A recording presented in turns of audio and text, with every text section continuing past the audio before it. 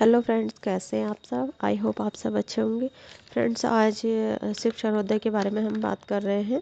अभी हम उसकी और चर्चा करेंगे कि हमें कब कौन सी नाड़ी पे कौन सा कार्य करना चाहिए। ये बहुत गहरा विज्ञान है। इसको जितना गहराई से आप जानेंगे उतना ही अपने जीवन में फ़ायदा उठा सकते हैं। ठीक है फ्रेंड्स, तो आज हम जानेंगे कि भगवान शिव ने माता पार्वती को क्या कहा। भगवान शिव ने कहा कि माँ पार्वती को कि जिसका मन सच्चा होगा, जो मांस मदिरा से रहित होगा, दूर होगा, ईर्ष्या द्वेष से परे होगा, जो चंचल नहीं होगा, हे देवी, वही ईश्वर विज्ञान को साध सकता है। वही स्वर विज्ञान के स्वर विज्ञान से अपने जीवन को सुखमय बना सकता है। ठीक है, स्वर को बदलना भी जब सध जाता है तो आसानी से आप कैसे बदलते हैं। जब सध जाता है यानी कि बहुत टाइम की आपकी प्रैक्टिस हो गई है, काफ़ी टाइम से आप स्वर विज्ञान में मेहनत कर रहे हैं, तो आप आसानी से आप अपना स्वर बदल सकते हैं। आंखें बंद करें और अपने मन को नासिका के अग्र छिद्र पर स्थिर करें। जिस जिस भी नासिका को आपको खोलना है, माना कि आपको सूर्य नाड़ी को खोलना है, तो भाव करें कि शीतल वायु मेरी नासिका के को छू रही है और भीतर प्रवेश कर रही है। ऐसे ही आप करेंगे, 1-1.5 मिनट के बाद आपकी वो नासिका, वो छिद्र आपका खुल जाएगा। ठीक है फ्रेंड्स, अभी शुरू में बाईं नासिका को बंद करें और दाहिने को जोर जोर से सांस लें, और बाईं को कॉटन लगा लें और दाहिनी को जोर जोर से सांस लेके खोल सकते हैं। और आप बाईं करवट लेट कर दाहिने स्वर को भी खोल सकते हैं। ठीक है, ये 4-5 मिनट में हो जाता है। तो फ्रेंड्स, ये थी अपने स्वरों को बदलने का तरीका। तो आज हम क्या करेंगे कि किस तरह से किस तरह से भोलेनाथ ने माता पार्वती को इस बारे में बताया था।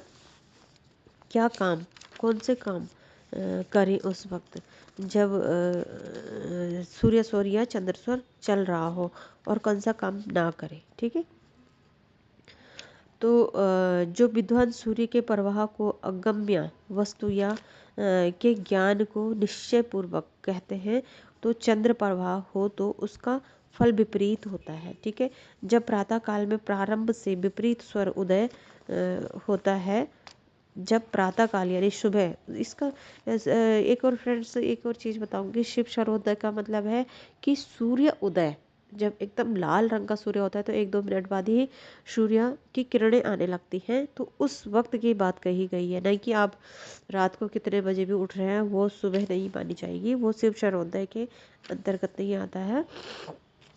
आपको जो उस वक्त सूर्य उदय होता है उस समय की बात कही जा रही है, जब प्रातः काल में प्रारंभ से विपरीत स्वर उदय हो, तो तब चंद्रमा के स्थान पर सूर्य और सूर्य के स्थान पर चंद्रमा हो जाता है। ठीक है, पहले में मन का द्वेग, दूसरे में धन की क्षति और तीसरे में गमन, चौथे में कामनाओं का नाश होता है, अगर आपका विपरीत स्वर चल रहा है तो। ठीक है, अगर आपका चंद्र की जगह अगर सूर्य चल रहा है तो इस तरह के नुकसान होने की संभावना होती है।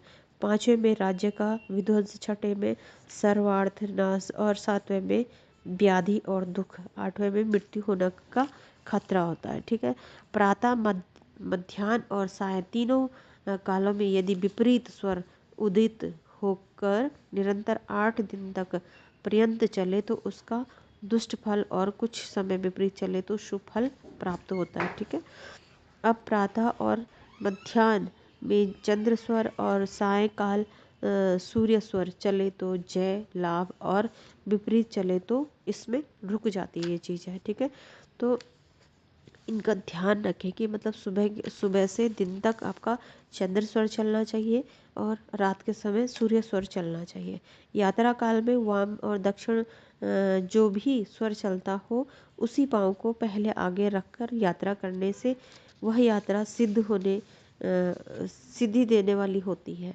चंद्र स्वर चले तो संपद पूरा, और सूर्य स्वर चले तो विषम प्रद ऊंचा रखें। ठीक है। इस प्रकार पूर्ण पाद को आगे रखे और यात्रा सिद्धिदात्री होती है। ठीक है। जिस अंग का स्वर चले उसी अंग के के तलवे हाथ के तलवे से सीने से उठाकर मुख पर स्पर्श करने से इच्छित फल की प्राप्ति होती है। ठीक है। ये शिव सर्वोदय के बारे में है। शिव सर्वोदय विज्ञान के अंतर्गत इतनी गहरी बातें फ्रेंड्स बहुत ध्यान से सुननी होगी आपको। अन्य को देते समय या किसी से लेते समय, घर से निर्गमन करते समय जिस ओर की नाड़ी चले उसी हाथ या पैर को आगे करके वस्तु ग्रहण करें। ठीक है। वैसा करने से न हानि होगी, न कलह होगा, न कंटक होगा, शत्रु भी नहीं होंगे, का भय भी नहीं होगा। ठीक है। सदा सुखी और उपद्रवों से परे रहेगा। ठीक है। गुरु, संत, राजा, अमात्य आदि शुभदायिनी का कार्य सिद्धि की अपेक्षा हो तो भरे हुए हाथ से उनके पास जाए तो उस सिद्धि में मन के अनुसार फल होता है। अग्नि चोर अधर्म धर्मवादी या दमन का अपेक्षित हो तो विजय लाभ रूपी सुख चाहने वाले पुरुष खाली हाथ जाकर ही कार्य सिद्धि को प्राप्त कर सकते हैं।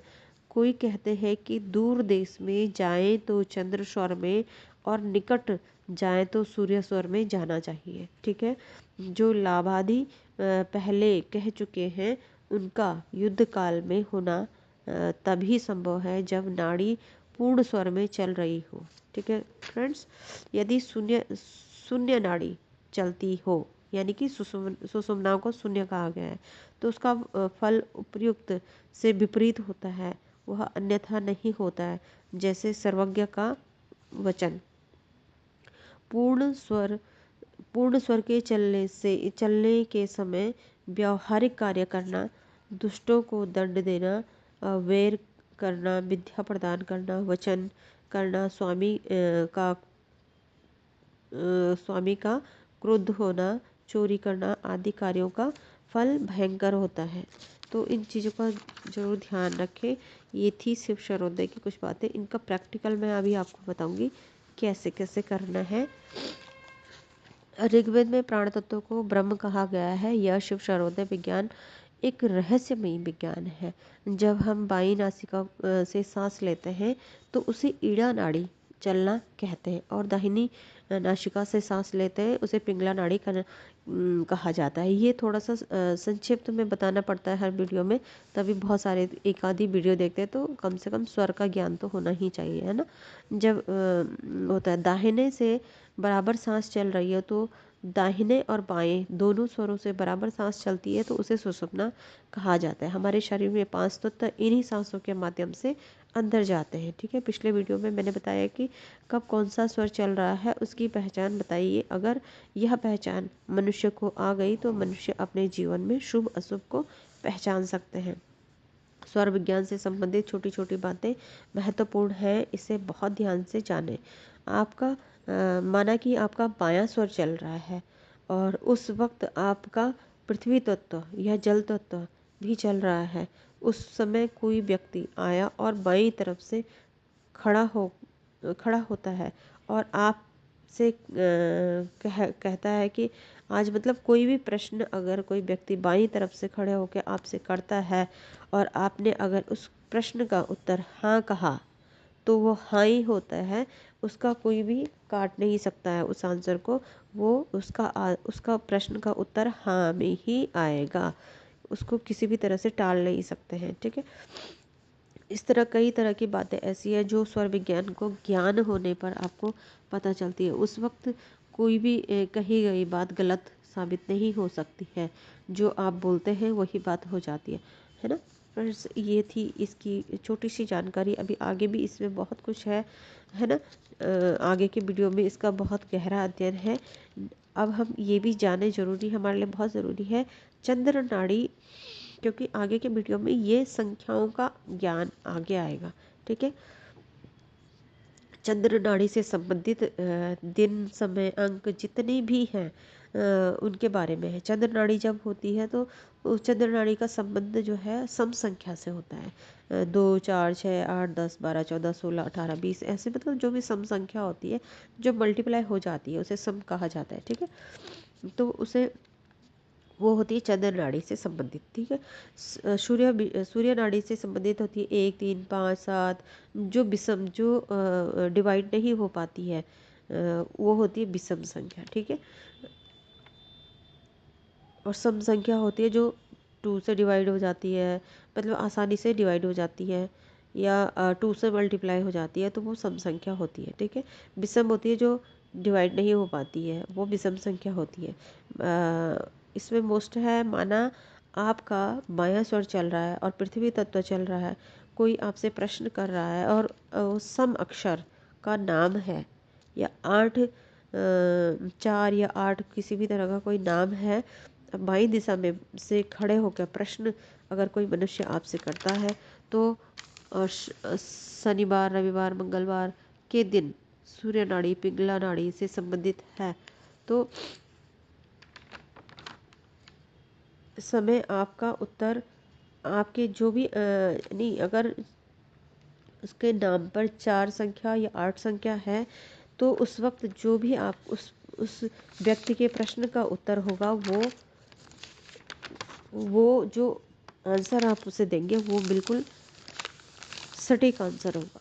ठीक है, तो आज हम और भी हम इसके बारे में, दिन के बारे में भी बताएंगे कि शनिवार रविवार मंगलवार के दिन सूर्य नाड़ी पिंगला से संबंधित होते हैं ये बार। ठीक है, दिन शनिवार सूर्य नाड़ी चल रही हो, अग्नि तत्व है, पृथ्वी या आकाश कोई सा भी हो, जल तत्व हो, दाहिनी तरफ खड़े होकर प्रश्न करता है व्यक्ति, पूछने वाले का नाम अगर अक्षर विषम हो तो इस प्रकार का प्रश्न का उत्तर पर भी निर्भर करेगा। ठीक है, उत्तर पर ही उसका निर्भर करेगा जो भी आंसर उसका दिया जाएगा। ठीक है, सोमवार बुधवार बृहस्पतिवार शुक्रवार ये दिन नाड़ी से संबंधित है, चंद्र नाड़ी से संबंधित है। चंद्र स्वर पृथ्वी तत्व चल रहा हो और सामने से व्यक्ति बाईं तरफ खड़ा हो, तो उसके नाम के अक्षर अगर सम है तो उसके प्रश्न का उत्तर हाँ होगा। हाँ होने पर उसका उत्तर, किसी भी क्वेश्चन का उत्तर वो हाँ ही होगा, उसे कोई टाल नहीं सकता, वो हाँ में ही होगा। ठीक है, अच्छा, जब हम किसी को प्रश्न का उत्तर देते हैं तो उस वक्त हमारे स्वर का हमें पता होना चाहिए, तत्व का हमें पता होना चाहिए, दिन का हमें पता होना चाहिए, और अंक का भी हमें पता होना चाहिए कि क्या हमारा कौन सा स्वर चल रहा है, कौन सा तत्व चल रहा है, कौन सा दिन है, और कौन सा अंक है उस व्यक्ति के नाम का अक्षर, है ना, कौन सा है, कित सम है या विषम है, व्यक्ति के नाम का अक्षर सम है या विषम है, इस पर निर्भर करता है आंसर। ठीक है, शुक्ल पक्ष के शुरू, अगर आपको इसमें गहरा अध्ययन करना है तो आपको शुक्ल पक्ष के शुरू से पहले दिन से शुरू करें। सूर्य उदय के आधा घंटा पहले ही सजग हो जाए। बहुत ध्यान से सूर्योदय से पहले प्रैक्टिस कर लें, क्योंकि आपको चंद्र स्वर चलाना होता है शुक्ल पक्ष में, तो आपका अगर नहीं चल रहा है उस वक्त तो आप चलाएं। इसमें पहले उठने से कोई मतलब नहीं है, आपका सूर्योदय का टाइम इम्पोर्टेंट होता है। ठीक है, सूर्य उदय हो रहा हो तो आपका चंद्र स्वर चलना चाहिए, प्रतिपदा यानी पहले दिन, दूसरे दिन और तीसरे दिन। ठीक है, बाई नासिका से स्वर चलना चाहिए। अगर ऐसा नहीं हुआ तो आपको हर तरह से नुकसान होता है, शारीरिक मानसिक और आर्थिक, हर तरह की परेशानी आने की संभावना रहती है, आती ही आती है, संभावना क्या आती ही आती है ना। अब बात आई कृष्ण पक्ष की। अगर कृष्ण पक्ष की प्रतिपदा द्वितीया और तृतीया के दिन आपका तीनों दिन अगर आपकी सूर्य नाड़ी चलती है यानी पिंगला चलती है तो ये बहुत अच्छा रहता है। इस वक्त सूर्य नाड़ी ही चलनी चाहिए। अगर इस वक्त चंद्र नाड़ी चली तो फिर यही नुकसान होते हैं जो आप पीछे बताए हैं अभी। ठीक है फ्रेंड्स, शुक्ल पक्ष की प्रतिपदा हो, अगर पृथ्वी तत्व जल तत्व भी चल रहा हो, तो सोमवार बुधवार बृहस्पति शुक्र का दिन भी हो, तो इसलिए जो भी इस समय आप जो भी संकल्प लेंगे उसे दुनिया की कोई भी ताकत टाल नहीं सकती। वो संकल्प आपका पूरा होके ही रहेगा। उस कार्य के सम संख्या भी होनी चाहिए उस कार्य में। ठीक है, तो ये बहुत इम्पोर्टेंट था। आप इसको अगर गहरा ध्यान करेंगे, अध्ययन करेंगे, तो इसमें आप बहुत अपना फ़ायदा उठा सकते हैं। बुधवार पृथ्वी तत्व, सोमवार जल तत्व से संबंधित है, शुक्रवार अग्नि तत्व से संबंधित नहीं। बुधवार पृथ्वी तत्व हो, सोमवार जल तत्व हो, शुक्रवार अग्नि तत्व हो, है ना। तो कोई भी स्वर कोई भी चल रहा हो तो आपका दिन अच्छा ही होगा, फलदायी होगा, ठीक है। अगर शनिवार है, आकाश तत्व चल रहा है, गुरुवार का दिन है, वायु तत्व चल रहा है, स्वर कोई भी चल रहा हो, तो शरीर में कोई भी बीमारी हो वह ठीक होने का समय आ गया है, ये समझ लीजिएगा, ठीक है। नंबर 2, नंबर 2 टाइप के मैंने आपको बता दिए। अब एक तीसरे तरह का बताती हूँ। जब चंद्र स्वर चल रहा हो उस समय हमें अगर शुक्ल पक्ष की प्रतिपदा द्वितीया तृतीया के दिनों में कार्य करना चाहिए, ठीक है। चंद्र स्वर चल रहा हो उस वक्त हमें कौन कौन से कार्य करने चाहिए, है ना। शुक्ल पक्ष की प्रति इन 3 दिनों में जो इम्पोर्टेंट 3 दिन मैंने बताया है उनमें क्या क्या कार्य हो सकता है। उस समय आप अपने घर की कोई भी देवी देवता की अगर मूर्ति खरीदना चाहते हैं तो उस वक्त खरीदें। घर पूजा से संबंधित कोई भी सामान अगर आप अपने घर में लाना चाहते हैं या किसी मंदिर का अगर निर्माण भी कर रहे हैं तो शुक्ल पक्ष के चंद्र स्वर के समय ही होगा, ठीक है। पूजा घर में किसी भी तरह का टीका ला रहे हैं या वो धूप तिल खरीद के ला रहे हैं, कुछ भी सामान, रोली मोली कुछ भी सामान अगर खरीद रहे हैं तो उस वक्त चंद्र स्वर चलना चाहिए। और ये 3 दिन होने चाहिए, प्रतिपदा द्वितीया और तृतीया दिन होने चाहिए, ठीक है। तो उस समय आप दुकान से इसी स्वर में खरीदें और पूजा घर में इसी स्वर में सामान को रखें। कोई भी पूजा से संबंधित यंत्र है, भगवान जी की फ़ोटो है, कुछ भी है, तो पूजा से संबंधित जो भी चीज़ें हैं वो शुक्ल पक्ष के चंद्र स्वर में ही प्रतिपदा द्वितीया तृतीया के दिनों में लानी चाहिए। जमीन खरीदना है, पानी से संबंधित कोई कार्य है ना, गुरु के द्वारा मंत्र लेना है तो भी यही होना चाहिए। दान दक्षिणा करनी है, ज्ञान प्राप्ति करनी है, घर से तब निकले जब चंद्र स्वर चल रहा हो। जब गुरु के पास जाएं तो भी चंद्र स्वर चलना चाहिए। गुरु के बाईं ओर बैठे और बायां स्वर चल रहा हो तो दाहिना स्वर चल रहा हो तो हाँ, अगर आपको गुरु से ज्ञान ले रहे हैं तो आप गुरु का, अगर आपका बायां स्वर चल रहा है तो बाईं तरफ ही बैठे गुरु के। अगर आपका दाहिना स्वर चल रहा है तो आपको गुरु के दाहिनी तरफ ही बैठना चाहिए। किसी कॉलोनी में नए जाना है, नए घर में जाना है, नया कपड़ा खरीदना है, नए आभूषण खरीदने हैं और या पहनने हैं तो भी आपका बायां स्वर ही चलना चाहिए। कपड़े धोने डालने के लिए बायां स्वर ही चलना चाहिए।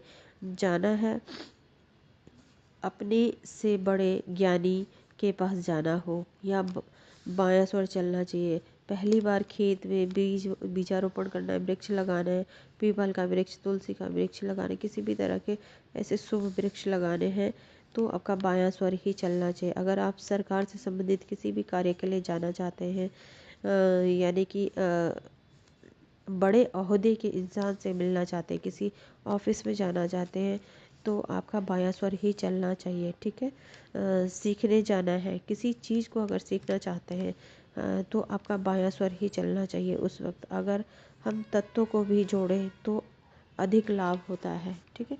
हमारा स्वर सूर्य स्वर चल रहा है तब हम क्या करें, ध्यान साधना मंत्र सिद्धि से संबंधित सूर्य स्वर में ही करें। सूर्य स्वर में ही ये सारे कार्य होने चाहिए। ऐसा कार्य जहाँ बहुत शक्ति लगती है वो सूर्य स्वर में होनी चाहिए। अस्थायी कार्य, भोजन, नहाना और जैसे भूत बाधा भगाने का कार्य कोई कर रहा है तो वो तो सूर्य स्वर में ही करना चाहिए। हाथी घोड़ा, पैदल चलना, व्यायाम करना, खेलकूद संबंधित कार्य, है ना, लड़ना झगड़ना, क्रूर कार्य जो भी होते हैं वो सब सूर्य स्वर में ही होने चाहिए। कुछ बनाने का कार्य अगर कोई करता है, कारपेंटर है या लोहे का कार्य है, कारखाने या किसी भी तरह का कोई हैवी कार्य है जो किसी चीज़ को बनाता है तो उसको सूर्य स्वर में ही बनाया जाता है। जो भी हार्ड वर्क होता है वो सूर्य स्वर में किए जाते हैं। जब सुषुम्ना चल रही हो, जब बाएं से पूरा होकर दाहिने में स्वर जाता है तो कुछ टाइम के लिए दोनों नासिका से स्वर चलता है तो उसे सुषुम्ना कहा जाता है। जब हमारी सुषुम्ना नाड़ी चलती है तो उस वक्त हमारी कुंडलिनी जागृत हो जाती है कुछ समय के लिए। उस वक्त उस क्षण को कोई भी निगेटिव बात ना बोले, ना सोचे, ना किसी के प्रति बोले, ना अपने प्रति बोले। और जब हम बहुत अच्छे से साध लेते हैं सुषुम्ना, कुछ पल के लिए नहीं, तब हम घंटों तक अपनी सुषुम्ना को चला सकते हैं ध्यान साधना के लिए। ठीक है, तो ये थी आज की जानकारी। तो आज के लिए इतना ही। Thank you so much.